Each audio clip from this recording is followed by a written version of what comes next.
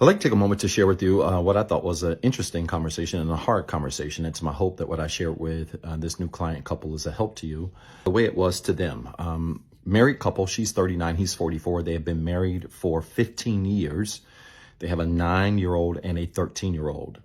He came to me, though she learned of my work first, and they came together and communicated and reached out and wanted me to talk with them about their marriage. He initiated the communication and said, Doc, I'm coming to you because we're having some very severe marital problems and things have gone too far and I don't know if we can correct it. And I'm hoping maybe you can give us some insight. I said, what's going on?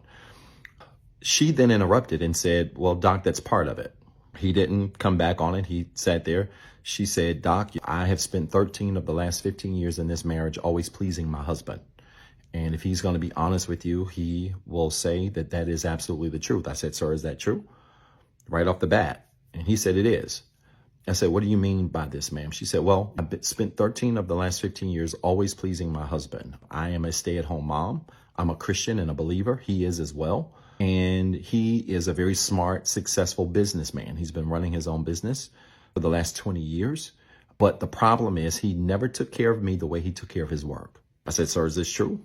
He didn't say anything. He paused. I said, are you going to answer? He said, well, I'm sure, Doc, I could have done better. I said, well, I appreciate you being honest about that.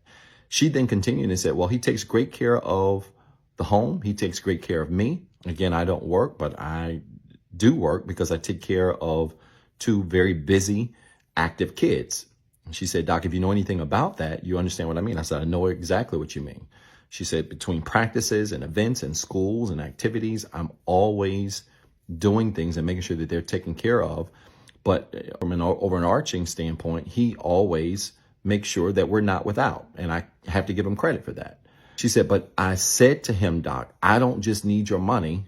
I need more of a connection with you. I said, what does that look like for you, ma'am? She said, well, it looked like no emotional connection. He would rather spend his free time with himself or with his friends instead of with me and with the kids. Yes, he'll spend time with the kids, but I was always last on the totem pole. And I've been last on the totem pole for 13 of the 15 years of the marriage. I said, I'm assuming the other 2 years were maybe the first 2 years of the marriage. She said, exactly. He's poor at communication when it comes to understanding my needs.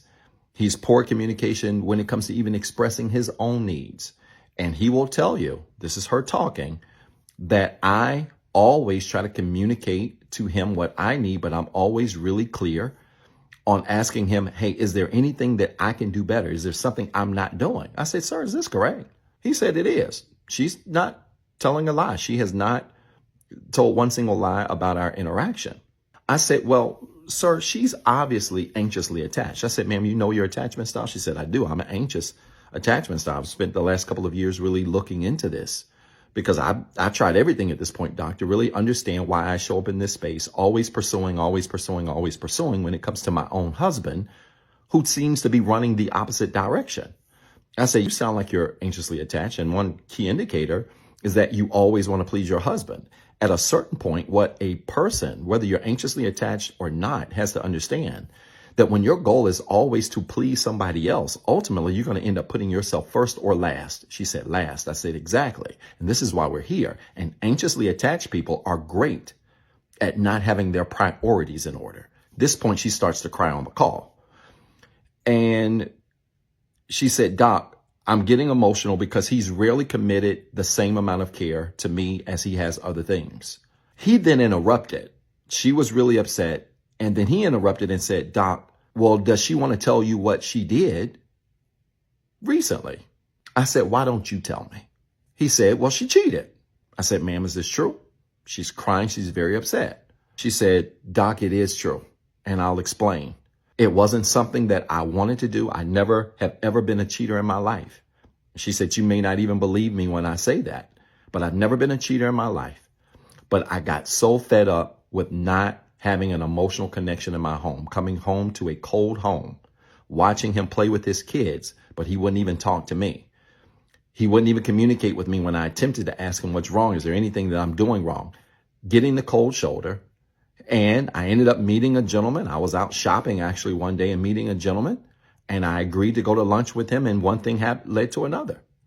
And I came home a week after it occurred and told my husband. I said, is this true, sir? He said, it is, as far as I know. I said, okay, all right. I said, let's have a talk about a few things. I need to cover a few things, and I'm going to make this quick. I said, number one, yes, she's anxious. I said, but sir, you're anxious avoidant, and you may not even know anything about that attachment style. I said, do you? He said, I haven't really studied it. I said, well, I explained it already. Or rather, she explained it already when she talked about your behavior. Poor emotional connection, poor communication, rarely commit to relationships the way you might commit to other things. And I said, clearly, you're an anxious avoidant. And I said, an anxious avoidant is another way of saying dismissive. I said, sir, do you feel like you've dismissed your wife? He paused. He didn't say anything. I said, this really isn't a complicated question. I said, do you feel like in any way your actions or behavior has been dismissive towards her? He said, probably so. I said, it has. I said, I'm going to take it a step further. When you take a person like you who's been dismissive, but also lacks self-awareness, that's a dangerous combination. Self-awareness is when we're honest about who we are, where we are, and what we're doing at any given time. Not only are you being dismissive, you lack self-awareness. And when a person is dismissive and lacks self-awareness, and they're connected to an anxious person who, by the way, fears rejection, struggles with managing their emotion, struggles with validation, needs constant assurance, I said, sir, that is an incredibly challenging combination. To have one person who dismisses, who has no self-awareness, and another person who needs validation. So does this make sense? At this point, she's boo-hooing, crying on the call. I said, and this is a problem because most of the world struggles with insecurity and anxiousness. Not only does most of the world struggle with anxiousness, about 60 to 65% of the world's population is anxiously attached, and it all stems from insecurity. Now, when you have this insecurity in an anxious person who's connected to a person who is dismissive, it's an incredibly horrible combination. I said, but what we also need to understand is that any person that is dealing with anxiousness is also dealing with emotional dysfunction. We got to be very honest about this. A person who is led by their emotions is emotionally dysfunctional. And a person, I looked at her, I said, ma'am, I know you're upset, but a person who is also led by their emotions is also a candidate for cheating. She was shocked. She said, Doc, that doesn't seem to be fair. I said, let me make it real plain. Your behavior was cheating, but it stemmed from your emotions, and your emotions stem from your thoughts. So when your emotions are out of control, your thoughts are out of control. Your thoughts regarding his behavior were way out of control, though you had merit to feel the way you felt because of how he treated you. But because you could not get your thoughts under control, your emotions followed suit. And when our thoughts don't tell our emotions how to feel, instead our emotions tell our thoughts how to think, then our behaviors go crazy. He said, Doc, that makes a lot of sense. I said, of course it makes sense to you, sir. I said, but both of you need to understand that when there is no emotional control, chaos ensues. When we are led by our emotions, dysfunction ensues. I said, ma'am, I get it, but understand that when you have no emotional control or your behavior is rooted in emotional dysfunction, you almost always become a candidate for cheating. And a lot of people don't believe this. They won't understand this. But if you are anxiously attached, you are a candidate for cheating. Why? Because at your core, you're going to be led by your feelings. And when our feelings lead us, we end up making what? She said, silly decisions. I said, exactly. I said, I want to go a step further. I said, I have a friend who has a friend that has a child who's 13 years old who stole their parents' car, my friend's friend. And I won't go into the detail, but in a nutshell, the 13-year-old was stopped by the police. And long story short, the parent ended up getting charged because of the behavior of the 13-year-old. The lady started bursting out crying when I started telling the story. He was looking stoic. I said, sir, I need you to understand something. When we don't pay attention to our responsibility, we become responsible for their immaturity. He started to tear up. I said, good. Now that I've got your attention, I need you to understand something, that when we don't pay attention to the things we're responsible for, and especially if these things involve people, because you're responsible for your wife, you do agree, correct? He said, I do. I said, then if we don't pay attention to our responsibility, we become responsible for their immaturity. I said, in the same way, the cops charged a 13-year-old for stealing their parents' car is the same way I've got some things I need you to understand.